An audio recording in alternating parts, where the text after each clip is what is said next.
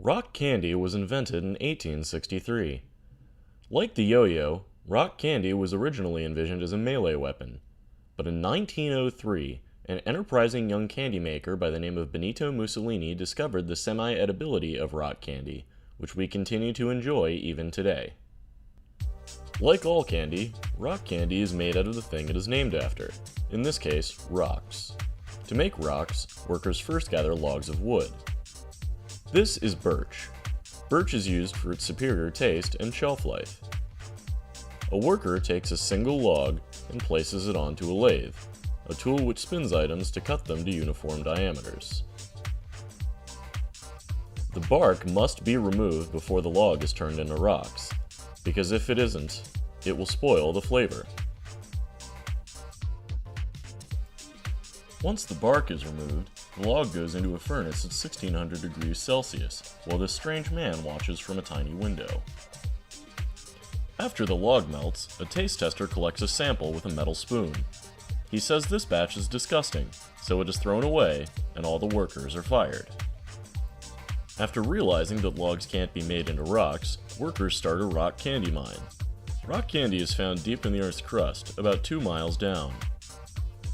A bulldozer scoops some rock candy out of the mine wall, then places it into this large metal hopper. The hopper is attached to this grinding machine, which pulverizes the freshly mined rock candy into bite-sized pieces. The grinder deposits the small pieces of candy onto this conveyor. From the conveyor, the candy goes into a furnace at 1600 degrees Celsius, while the strange man continues to watch from the tiny window. By this time, the taste tester has recovered from his burns well enough to return to work. He gives this batch the green light, so it's off to the next step. The molten candy is poured onto this metal plate. The plate is heated to keep the candy from solidifying. This room contains different flavoring agents for the rock candy, like human urine, tears, and blood.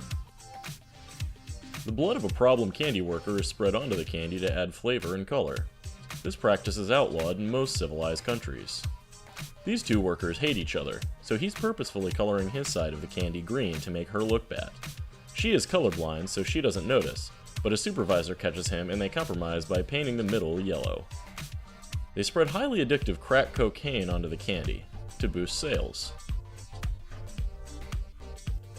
The candy is then cut apart and balled up so the workers can try to cover up their mistakes.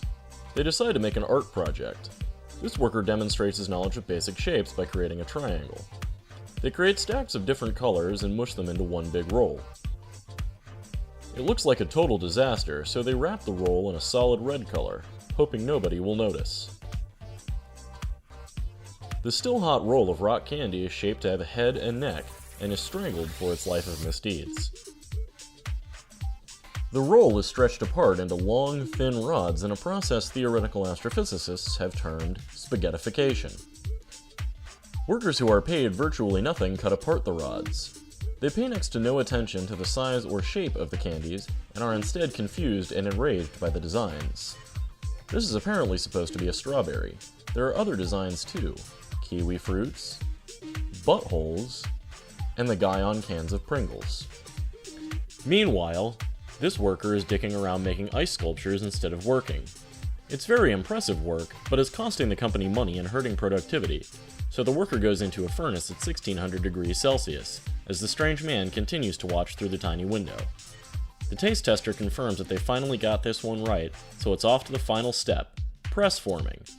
A hydraulic press applies 16 tons of pressure to form the delicious final product, a candy that's sure to rock your world.